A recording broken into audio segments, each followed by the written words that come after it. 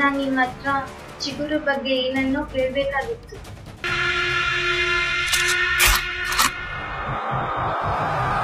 ಚಿಗುರು ಫೆಸ್ಟಿನಲ್ಲಿ ಟ್ಯಾಲೆಂಟ್ ಇಲ್ದೇ ಇರೋಂಗೆ ಗೇಟ್ ಒಳಗಡೆ ಎಂಟ್ರಿನೂ ಇರಲ್ಲ.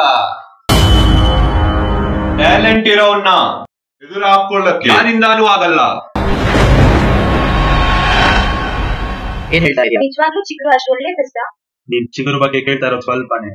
ಚಿಗುರು ಅಂತ ಇಂತ ಫೆಸ್ಟ್ ಅಲ್ಲ, ಇಡೀ ಬೆಂಗಳೂರು ತಿರುಗಿ ನೋಡುವಂತ ಫೆಸ್ಟ್. ಬರೀ ಕಲ್ಚರಲ್ ಅಲ್ಲ, ಅಡ್ವೆಂಚರಸ್ ಸ್ಪೋರ್ಟ್ಸು ಇರುತ್ತೆ. ಚಿಗುರು ಅಲ್ಲಿ ಎಂಟರ್ಟೈನ್ಮೆಂಟ್ಗೆ ಏನು ಕಮ್ಮಿ ಇರಲ್ಲ. ಅದಕ್ಕೆ ಒಬ್ನೇ ಬರಬೇಡ.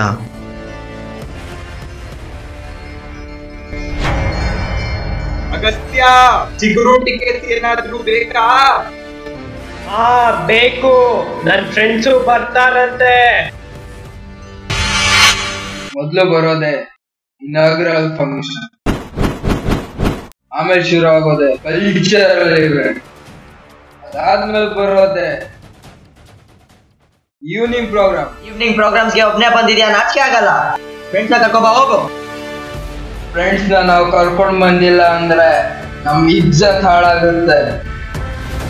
ನಾವು ಅಹಂನ ಕಟ್ಟಿಟ್ಟು ಎಲ್ರು ಒಟ್ಟಿಗೆ ಬರ್ಬೇಕು.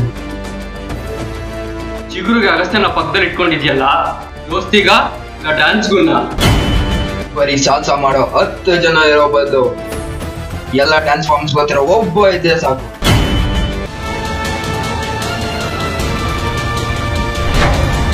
ಕೇಂಬ್ರಿಡ್ಜ್ ನ ನೋಡ್ದೆ, ಅಲ್ಲಿ ನಡೆಯೋ ಚಿಗುರುನ ನೋಡ್ದೆ. ಇಲ್ಲಿ ಬಕೆಟ್ ಹಿಡಿದ್ರೆ ಲಾಸ್ಟ್ ಪ್ರೈಸ್ ಬರಲ್ಲ. ಟ್ಯಾಲೆಂಟ್ ಇದ್ರೆ ಇಡೀ ದುನಿಯಾನೇ ಹಿಂದಕ್ಕಾಗ್ಬೋದು.